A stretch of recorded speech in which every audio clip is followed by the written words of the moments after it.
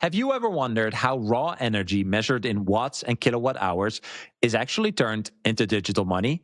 In this episode, you'll learn why Bitcoin isn't just finance, it's the world's first scientific accounting system.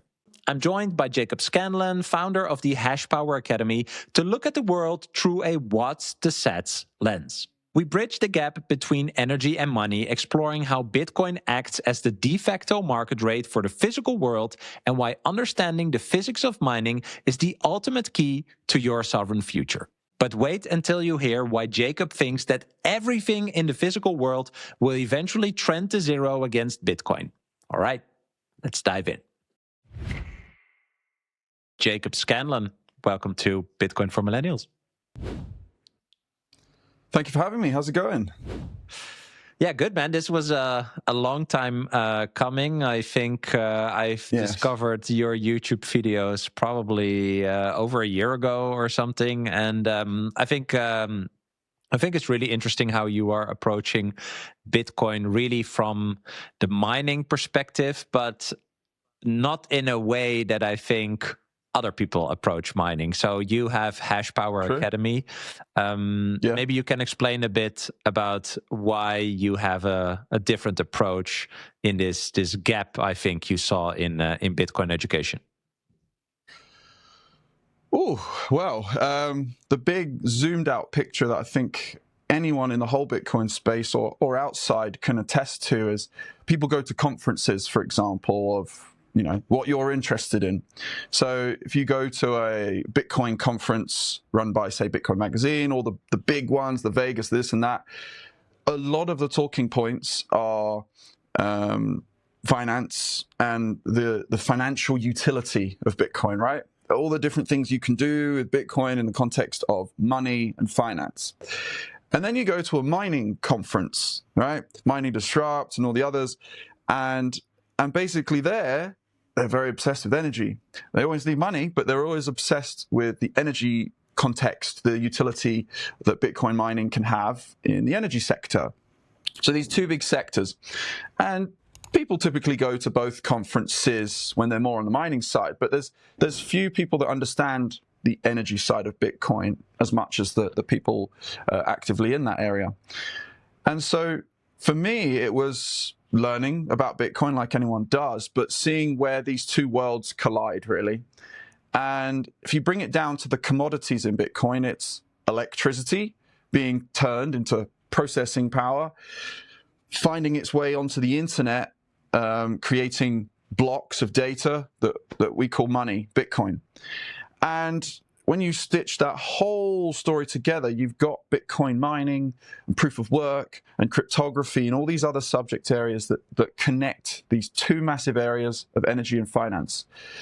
So quite simply, the Hashpower Academy is Hashpower, that commodity in the middle, and teaches and explores how the worlds of energy and finance really connect, going into the past, what it's like today, and then what I'm working on at the moment is what is a Bitcoin world, society, economy, infrastructure, and everything else going to look like in the future. And I think we can dive into that later in the conversation.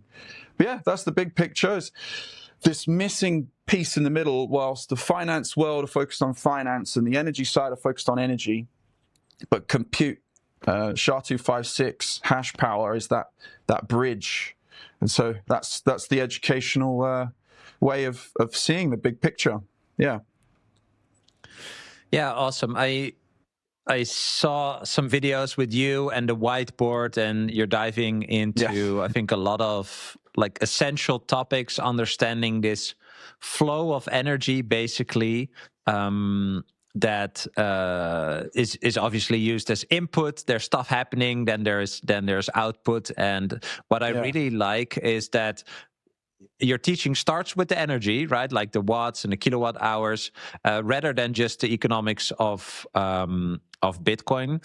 And maybe we can take some time to explain why you think that is so important. And I'll add why I think it's interesting, because one of my biggest insights around Bitcoin and energy actually came from a guy called Nate Hagens. He said at one point, if you look around, anything you see costs energy to create or maintain. So even when, you look at the wood behind me or behind you, right? Like that came from a tree and the tree grew because there was energy from the sun, etc. Right? So if you can kind of conceptualize or visualize the fact that there's like some sort of compacted energy in this wood, not only from what was captured in the wood by the sun, but also there was a person who made this, it was transported and whatever. And I really liked that explanation because it made it so simple when you then connect it to the economic part of Bitcoin, where you talk about, okay, if money is energy, and anything you can buy with money takes energy to create or maintain, you should be able to buy those things with energy, or else there's no like valid and equal exchange. So that's the economic part. But I want to ask you about your revelation or your insights about this. So I'll start where everyone starts, which is financial history, of constantly trying to figure out some physical thing that we can measure quantities of it to buy other things, right? All the different historical attributes of attempts to make different things in the physical world money to account physical things. And all different people in history, recent history, have conceptualized the idea of money backed by energy, a scientific accounting system. So it was this, how do we measure, how do we measure the world of energy with the information world, which is the internet? And Bitcoin quite literally does that. It's a scientific accounting system of the physical world.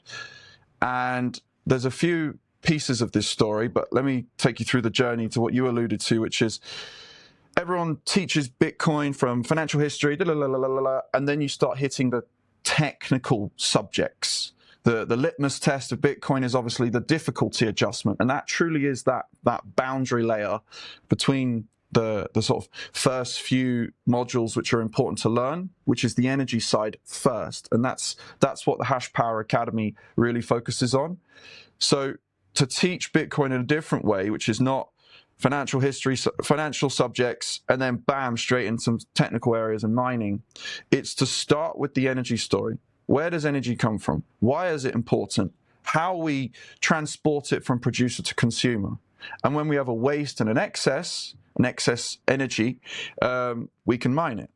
And so Bitcoin as a system starts, as miners do, finding excess wasted energy in the global system, shall we say, and turning it into money. And then you can start visualizing energy as energy you didn't use. It's energy credits. So it's what is money? You want to consume it at a later date. And if that money is going to purchase something that costs time and energy to produce at a later date, well, that amount of time and energy stored in the money, that store of value that we see in Bitcoin, is why everything trends to zero relative to Bitcoin. And so the storyline of learning about energy first, then going into the Bitcoin mining side of how that energy transforms into processing power, and then it's randomly finding the next block in the chain somewhere out there, and then that connecting to the information money.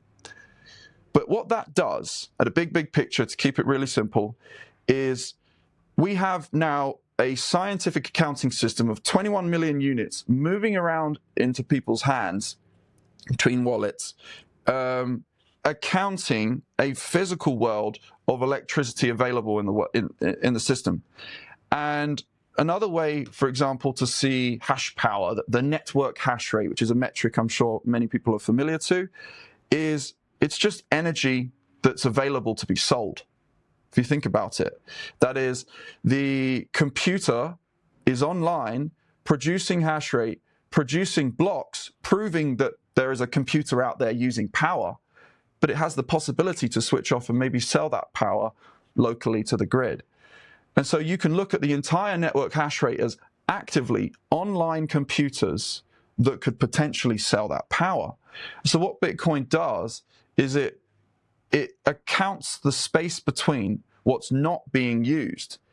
So if Bitcoin transitions globally to use all of the world's energy, shall we say, let's zoom it way into the future, we have a system to measure all the energy we're not using, which by inference suggests we can measure all the energy we are using. When it comes to holding Bitcoin securely, peace of mind starts with architecture. OnRamp's multi-institution custody model distributes control access across 3 independent regulated key holders in a 2 of 3 multi-sig quorum.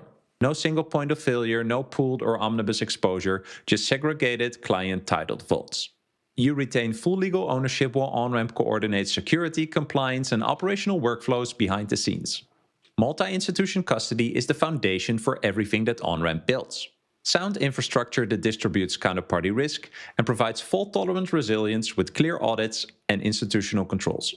And now OnRamp is piloting flat, predictable pricing to make best-in-class Bitcoin custody and financial products more accessible than ever. Visit onrampbitcoin.com to learn more and sign up with code BRAM, that's BRAM, to receive $150 in Bitcoin after your first deposit. OnRamp, strength in many, simplicity in one. And when you have a monetary system that can physically connect our money, our system of moving resources around, with the very practical real-world cost to move things around, shall we say, then you can measure things accurately. Because we right now live in a world where our accounting system, money for resources, misallocates. They print a load of numbers, buy up a load of resources artificially, and it warps the system. There's a misalignment between our money system right now of fiat and the physical real world cost of things. And that misalignment is paid for and suffered by people that hold those debt dollars. And so Bitcoin just flips the whole thing around, and we now account the physical world directly in money that accounts to physics. And now we can measure all physical things with the money. Yeah, it goes a bit off the deep end, but that's really the premise. I think that is really interesting. That it's in a thermodynamic sense, it makes no sense. It makes no sense that you can have energy from nothing and or create something that represents energy, basically. This is what Elon Musk alludes to in understanding the clear comparison that fiat money is just numbers on a database, right? Your bank account number is just a number. Now, you have to, as the human, adhere to the fact that that number controls your life in all manner of ways, because that number measures everything in life. But if that measurement is warped, prices, if the backing and the value of that money as you hold it declines, it just continues the same problem of resources are being mismanaged, overconsumed, because we have money that cheats that law of physics. If money can be printed for free and can buy things that have a cost of energy to create, produce, consume, where did the energy come from? Where did the exactly? And that's the theft. It extracts from all the others, unfortunately, holding that temporal store of energy. A leveled exchange, a fair exchange, would be energy for energy, like now, but also in the future when I want to spend the reward again, right? And we're up to the point now with Bitcoin where we can measure that within a fair accuracy, which it boils down to. Right now, there is an energy auction that Bitcoin offers. 450 Bitcoin, 144 blocks, plus all the fees is a typical day. That is the auction of all of the energy that the miners are using to try and capture that cake of 450 slices plus. And that prices all of that energy. The real-time network hash rate references an amount of energy, and it's not priced against, that infinite energy potential is not priced against 21 million, it's priced against the amount of Bitcoin going through blocks being paid out. That sets a price for energy in Bitcoin. And I can throw you in a little bit into the future here and give you a really, I've managed to boil down my Bitcoin per kilowatt hour pricing metric to a really clear analogy, which is this. Let's say I'm producing power and I'm mining with it. I'm turning it into 117 sats of Bitcoin per kilowatt hour. If you're staying in the cabin next door and you need 1 kilowatt hour, if I scale down my computer to give you that 1 kilowatt hour, I'm missing out on 117 sats, right? And that is a boiled down version of your computer compared to the total network hash rate and that rough amount of Bitcoin that you would mine as your percentage. That sets a price for energy in Bitcoin. Quite literally, does it matter if you in the cabin next door paid me 117 sats, or I mined it can turn the computer on and mine it to the network? That sets a free market price for energy in Bitcoin through block rewards priced against your efficiency of computer. Yeah. And that starts a pricing of the entire world in energy, which we can price in Bitcoin. Because if your electric car requires 100 kilowatt hours to drive X amount of distance, when you charge that car charging station could be mining 117 sats. So the way to see Bitcoin is that it's call it central banking analogy would be that it doesn't set an interest rate, it sets an energy rate. It sets a price for energy of, if I give you my energy, I'm missing out on a quantity of Bitcoin I could be mining. So the de facto market rate for energy becomes Bitcoin as a default. And then maybe I'd want to sell you the energy next door at not 117, maybe 130, because I can make a little extra. Yep, so miners are going to make more in the future selling their energy than giving it to the network. But the network becomes the pricing of the energy in a decentralized way. If there's loads more fees, the price of energy goes up. If there's no fees, price of energy goes down. And so that slows and speeds up the economy as well. If the economy's running hot, the fee market's going crazy. We hope for that day as miners. The economy runs hot, price of energy goes up. And so you start seeing this way of attaching Bitcoin to energy, and all of the maths is very clear and can be studied, the Hashpower Academy. But it's what it takes us into next. And that's where it gets really exciting.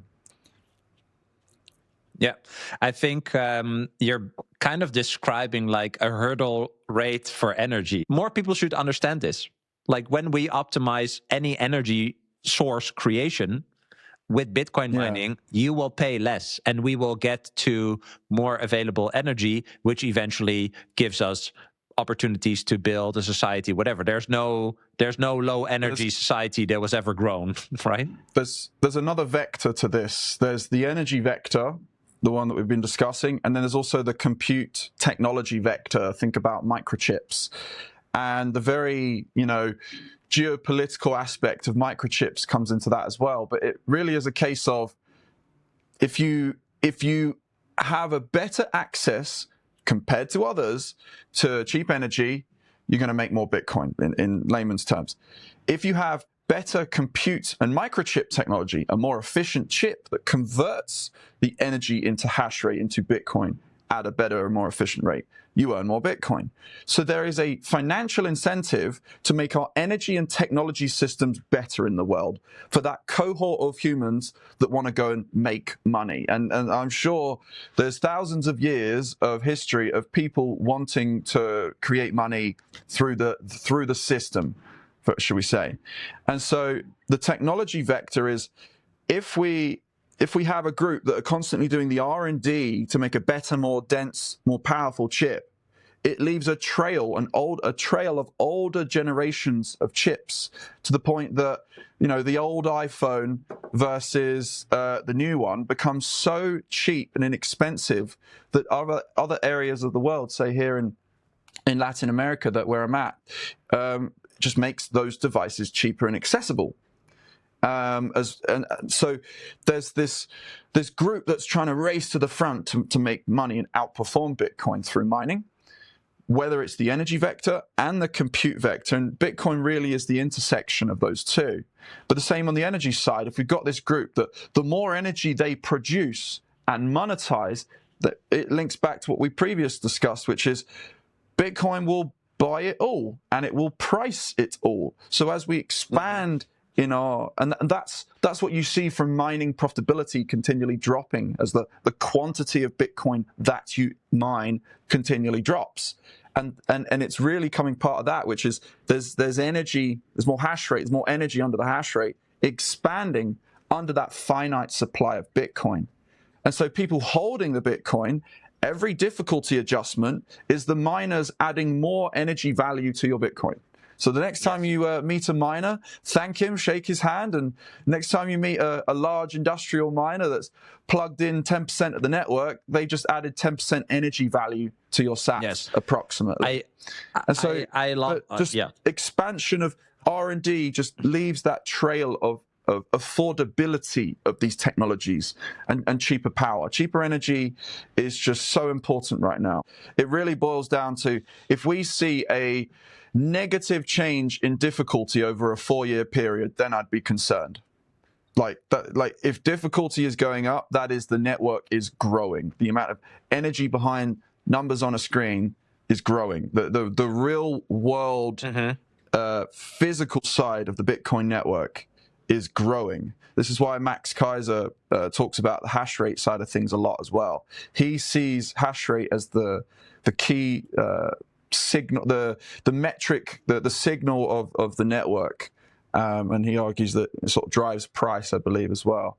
The hash rate is also kind of like, how would you illustrate that? It's kind of like how many people are participating in the gold rush or something like that, right? It's just like growing and growing, but the amount of Bitcoin you can find is slowly lowering, right? So that is what creates the incentives for the miners to innovate, to find the cheapest energy, right? I think that is where that incentive comes from. So you either find energy sources that are lower cost, or you innovate in the way that you capture energy, and that is where the extreme competition basically comes from then, right? It does, and same thing with the hardware manufacturers. They're making better chips to get more Bitcoin. The energy companies, they're going to tap into every bit of wasted energy that they're leaking to earn Bitcoin. But the opportunity for the individual to participate in this is, if you have a Bitcoin miner, you buy one, you're going to pay retail price. You're competing the economics of scale of, say, the large industrial miners buying thousands of machines at half price than what you pay. And so the individuals, not to say they're screwed, but it's looking for what opportunities become part of the mining story.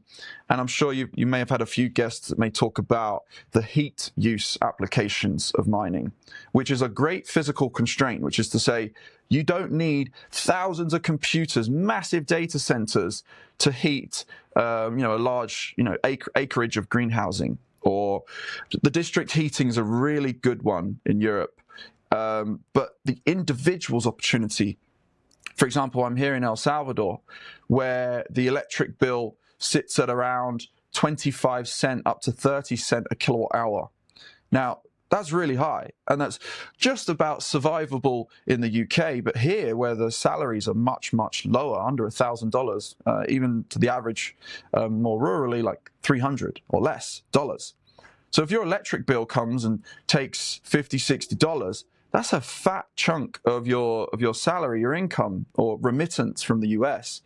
And so what if there was other ways that mining could participate here with the excessive amount of solar, and individuals that could use Bitcoin miners, yes, to make money that they can spend locally, which is another great subject area, but also dry mangoes. There's a load of wasted, we keep talking about wasted energy, wasted food. There's excessive amounts of production here. and lots of heat uses. So drying mangoes, bananas, and citrus fruit type stuff, even to beef. And that is an economic opportunity for an individual. And I keep saying that because it's the competition of the large industrial scale miners is they're pretty much limited to buy power cheap, get efficient machines and run them effectively. But a local could take an old machine, dry mangoes and get a few sats for it, or heat a tank of water in their grandmother's house. There's just an endless amount of stories to tell that I want to develop here in El Salvador, because it's Bitcoin country, and even the Bitcoin country has a lacking of Bitcoin mining. And even where I'm at here in Berlin, so a mountain town in El Salvador, just outside the town is where they have the geothermal plant with Bitcoin mining there. But nobody can see it. Nobody can learn about it because it's on a military site, essentially. And so education needs more. Utility for individuals to access Bitcoin mining. Learn about it from the individual level. We need more. Building systems, products, markets, services, where it's just a computer has this heat use, which is only an opportunity really for the individual, which could potentially mean that they could outperform the economics of large industrial scale mining. When you compare their half-price computer, cheaply purchased, efficiently run, 100% uptime is their goal, versus the millions of old machines out there that are going to be repurposed into a system that adds value in its heat and a little bit of money on the side. Mm-hmm. And so there's just an amazing amount of different opportunities that I want to explore through my content of what's possible for the individual, and that utility of our money through mining, through the energy side, is what is missing in the North. So many people with Bitcoin in a wallet, crossing their fingers, hoping for this Bitcoin world to appear. And here in Berlin, it's appearing. There's 200 merchants, and the mining adds to that story as well, which is the goal. The goal for me here is to get some solar mining set up, show them that electricity running into a battery, into a Bitcoin miner to be consumed, into a Wi-Fi router, into a Bitcoin node, into a payment terminal specific for Bitcoin, where they can see the energy, just like growing any produce, any plants in the productive economy here. It's coffee country, so everyone here is very understanding of farming and that contention of energy, space, and time. You have to contend with the energy from the sun and when it's available.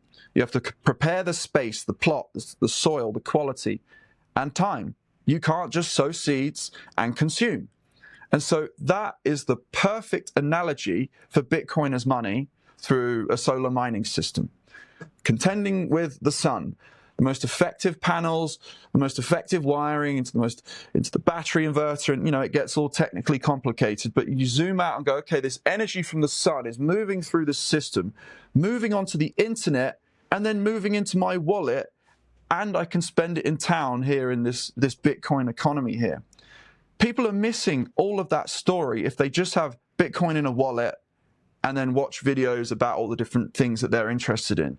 The entire story goes from the sun through the system to your wallet and how you interact with others peer-to-peer. And we can tell that entire story here in El Salvador and explore all the different futures of Bitcoin across how it's used, the systems that Bitcoin operates, not just Bitcoin in a wallet. I'm going to keep saying that to everyone because this is what comes next, and what's missing from people's perceptions of Bitcoin is how it actually gets into the everyday person's life. And yeah, another massive subject area that I definitely would love to talk to you about. For my European friends that want to buy Bitcoin with ease, check out Relay. I've been a long-time fan and happy to partner up with what I think is the best Bitcoin-only platform for Europeans. They offer a super simple, beginner-friendly app with no distractions and no shitcoins. You can do a quick one-time smash buy or set up automatic purchases when you're stacking regularly. And here's the thing that matters most. Relay is 100% self-custody. Every set you hold is yours. Your keys, your coins.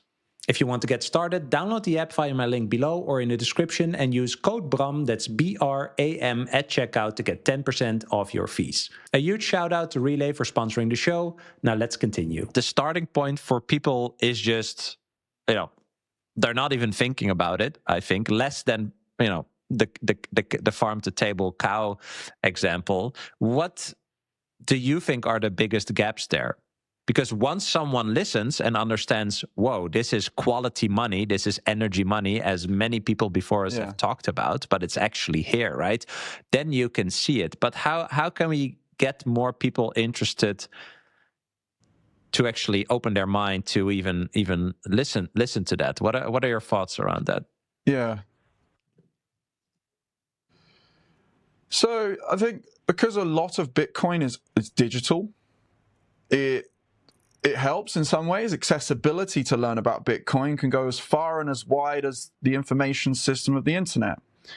But when the digital side of Bitcoin is arguably half the network, you've got the developers, you've got all the different mining pools, and then you've got just the financial sector of Bitcoin, essentially. Those are the sort of main, everything digital. The pools creating the blocks, which developers do their developing things and arguing and all those, and then the money side. Those are the three digital sides. And then you've got the physical side, the production of energy, the systems of electrical grids or microgrids, and then the whole mining area. And those areas are massive subject areas, like just Bitcoin mining, massive subject area. Energy systems, massive subject area. It's an entire degree. Producing power, the oil and gas sector is one example. That's an entire degree. You go into the cryptography, an entire course. You go into the software development side, it's a massive area. So the goal that I had with stitching together all the different pieces of Bitcoin as a story was, how do we connect all these pieces, these massive subject areas and ologies, shall we say, into one coherent story? And energy is the best start. And I think what will support the education of that story is physically seeing it. With Bitcoin being mostly digital to most people, I have found a lot of people, when they do a mining site visit, it makes it physical. It makes it like real. There's something about seeing racks of computers blasting out hot air in your face, securing the network. The noise of mining machines is sort of embedded now, but it's haptic feedback. The whole thing. If you pinch yourself, it's trying to understand perceptions and then reality. And Bitcoin mining is technical, so people don't go as much into it, but it's the reality side of Bitcoin. At a time that I feel a lot of people out there are feeling a little bit more on the idea of having a digital detox, so just diving into more technical things, or even here at the Bitcoin Center, the technical stuff is all digital. It's so much more easier to teach kids and being more interactive when everything's a bit more physical. We grow up in the physical world, and the kids get introduced to the digital world quite quickly, too soon. But yeah, if we start them with, I think an educational series that I want to help explore is planting plants, showing kids that low time preference with food, and then also showing it with Bitcoin, and just creating good, coherent analogies with energy, being energy as what energy is, mining being like the plant, the intricacies of managing all different things, all coming together to create that fruit, the orange tree being the example for Bitcoin. And then that fruit side and consumption side of enjoying something.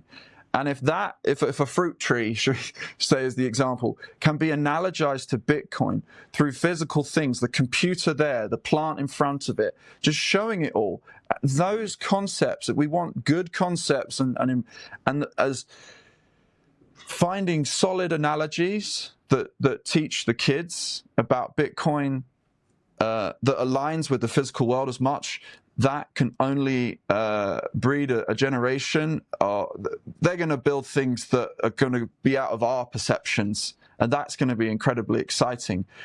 Our jobs now, and my job with the Academy, is to teach the fundamentals across the board. Teach the foundations of what just is really coherent and not really going to change about Bitcoin ever. Is Bitcoin ever going to fragment that system of energy, compute, and information? Is that system ever going to fundamentally change? And the answer is no. So having that as the fundamental education means that it's relevant at any point in time. And the more we find analogies to the physical world where we're all born and grow up, it only serves to make the next generation not have to fill their minds with fiat, this and that, and this trying to make sense of these two worlds, but teaching the next generation about the new world. And that mindset within them is only going to allow them the tools and the fundamental knowledge to take the torch and be the Bitcoiners that enjoy the golden age of the electric economy that we're going to have in the next few thousand years, where nothing else can compete. We communicate, trade, transact resources of the physical world through this thing called the internet.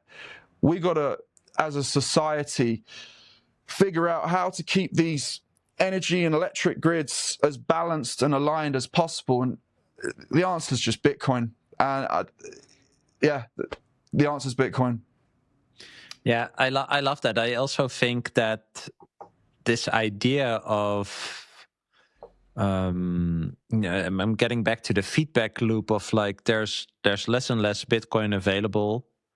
There's more and more incentive to innovate. So there will be more and more energy fighting over less Bitcoin to mine over time, right? And this whole incentive structure of innovating in terms of how you capture, use, distribute energy, I think is extremely fascinating. And I really like what you are saying now about like a next generation, because sometimes you have these critics that say, well, what happens in 2140 when the block rewards are gone and it's all going to blow up? So you have to, like just this stuff. Whereas I think what people miss is this incentive alignment that will perpetuate this forward, and it will only, grow bigger and bigger, basically. So what I wanted to ask you is, what do you think? What kind of innovations will this next generation make when they follow these incentives? Like, what will they innovate on top of Bitcoin, you think? But maybe also, what do you think they should look at? What are some things you think should actually exist, but maybe don't exist today? You asked that question because all I think about is the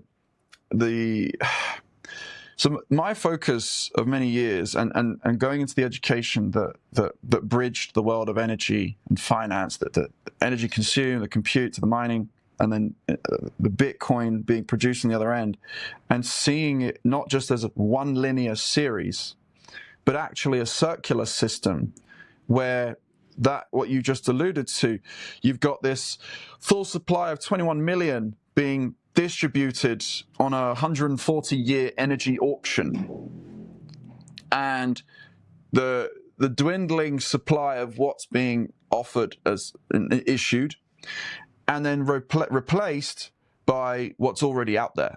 So to anyone that thinks that, what happens to mining when all the Bitcoin is mined, it's what's out there moving around, the velocity of the network, the bloodstream of information. That's what all the energy of the network, those computers out there plugged in everywhere, their energy is being priced against that. So when the next halving comes on, the next halving, it keeps going. It just keeps bumping up the dollar price. And if the fee market is dead, it's just going to bump up the production cost even more.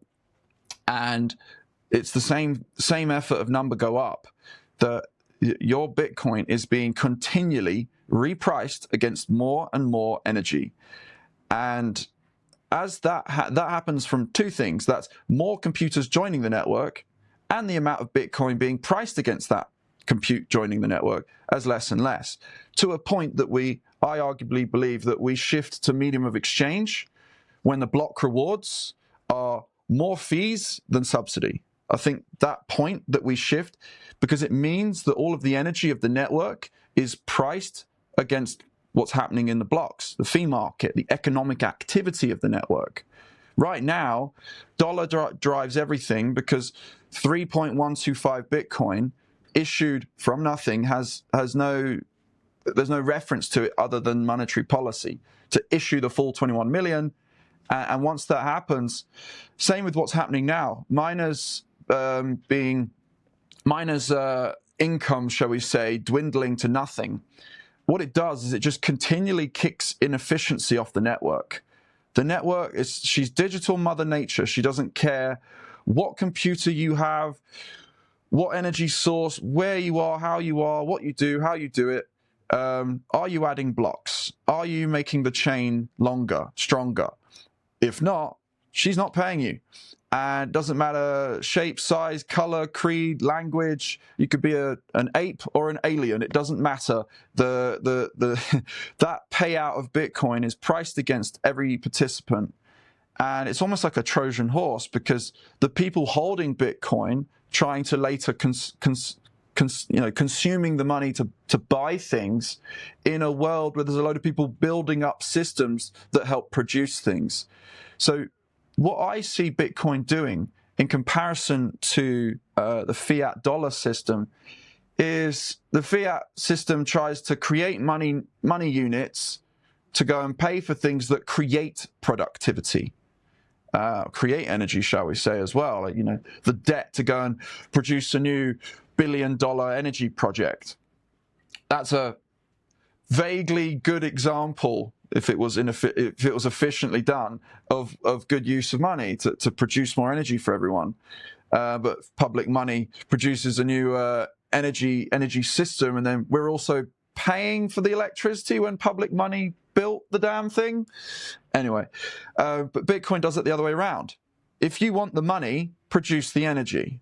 It's not money to make the energy. Bitcoin is, you produce energy, you can monetize it, or set it as the price to sell it locally. Because if you start producing energy, you're seeing how you can get the highest economic return for it.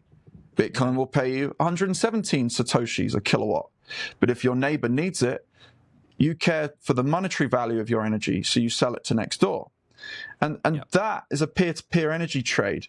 So just to jump all the way back to your original question of what the kids can be doing is, as we hand them the fundamental knowledge, as we hand them the tools, the software, and all these other things, they're going to put all of those pieces together in ways that we didn't even conceptualize. And a lot of it, I believe, will be energy related, as to maybe projects and businesses such as a laundry service. You can heat the water and dry the clothes with a computer that churns out hot air and hot water. So that's a system that could be explored. That's a franchise that could be expanded. And if that business, as an example, makes more money as a business with the same number of customers as a rival lavanderia, laundry place, should we say, if you make more money because you've got a better technology, an old computer that spits out a little bit of Bitcoin as you're making the heat, if that as a business is marginally better than the competitors, then we get adoption in that way. If heating systems become hash rate heating systems, just a tiny rounding error percentage of global heating systems becoming Bitcoin mining systems completely becomes the majority of the entire network of hash rate. And that will demonetize the public miners unless they adapt to be part of those technologies that integrate and decentralize mining to the individual home through a computer as a heating system.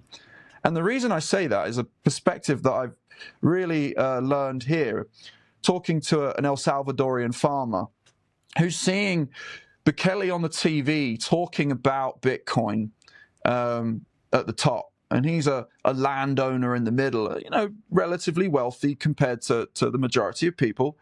And then he's seeing this grassroots adoption of Bitcoin underneath. And they're in the middle, like, you know, wanting to get involved, not figuring out how or why. And the first thing is, hey, get a wallet, put some Bitcoin in it.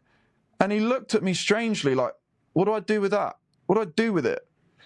And so what I'm thinking is really going to be that our generation have made all the digital tools for it to scale. There's endless amounts of wallets and platforms and services and community-based models like the Fedi and ECAT. Like, the software is there.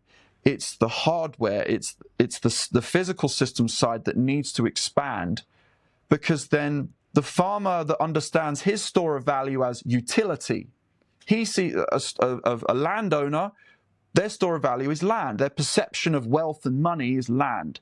And so him as an example is he sees the value in land and what he can do with it. He makes money by utilizing the land.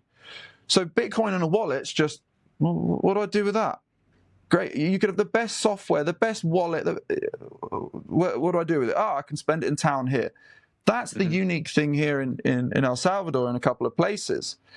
But getting that, the more of that, the majority of that story continues to say, because I've been talking to different El Salvadorian farmers with obnoxious amounts of land that would be really good for solar, is they understand that side. They understand the productive side of an economy. They are farmers. They grow and they provide goods and services in exchange for money, not the other way around, the consumption side being the city, shall we say. And so introducing the money as the consumption good to people as the introduction is like, what do I do with that? But when I show them, we can produce this new money that Bukele talks about, and there's this grassroots adoption, all these orange stickers with a Bitcoin logo everywhere in town, I go, you can participate with this. We can produce Bitcoin, dry the mangoes with the computers that run hot, because in a couple of months, it's just going to be a flood of mangoes everywhere. We can dry them, and that's economic value being preserved. You've got a product that just doesn't rot then and there, but many months of a good that can be stored and consumed at a later date. So it's all these different stories to tell of, well, the farmer sees the value in, this crazy electric bill that's 30 cents a kilowatt. Let's get some solar and bring that down to an average of, say, 4 to 5 cents a kilowatt over the lifetime of the panels. Great, now you've got cost reduction. But now you're producing an excess of power. What do we do with that? Well, we introduce this computer, a Bitcoin miner, that will drain that battery, panel, or grid credit into your wallet as money anywhere on the planet. It will wirelessly transmit your energy from your grid system at home to your wallet as money, that you can collect the energy from one place of the world and go and consume and spend it in another. They understand that, because I've spoken to people that have a solar system, just the solar side, no mining, and they're standing there in front of me talking, and I said, right now, is there anyone at your house in, insert country here, with where they're telling me, I've got a solar system, and I said, is there anyone at the house now? No. Is the battery full? Yes. Is the sun about to come up? Yes. It's like, so you've got a full battery and nowhere to store that excess energy. It's a waste. All they could do is add a computer. So when you're not in the house, you just drain all of the excess energy of your system into your wallet. And so that's a different, complete, unique way to see Bitcoin. And it's a serious effort to decentralize it. If we get a mass hyperscale of, call it solar mining for the individual, compute systems to heat tanks of water, and that education jumps to people wanting those systems, which is my goal here, that decentralizes mining, that makes it understandable why you need a node, that makes it understandable then why you need a wallet. You're getting paid.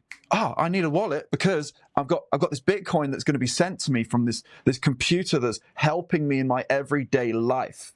There's half the planet can barely function WhatsApp, not your amazing technical Lightning enabled wallet.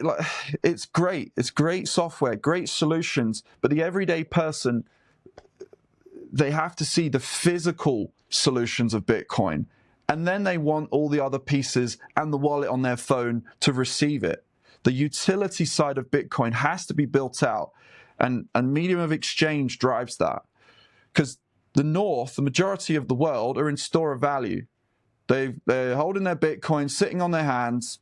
Some are trading or handing it off to Wall Street and doing all other weird, wonderful things, probably just trying to explore the utility of the money.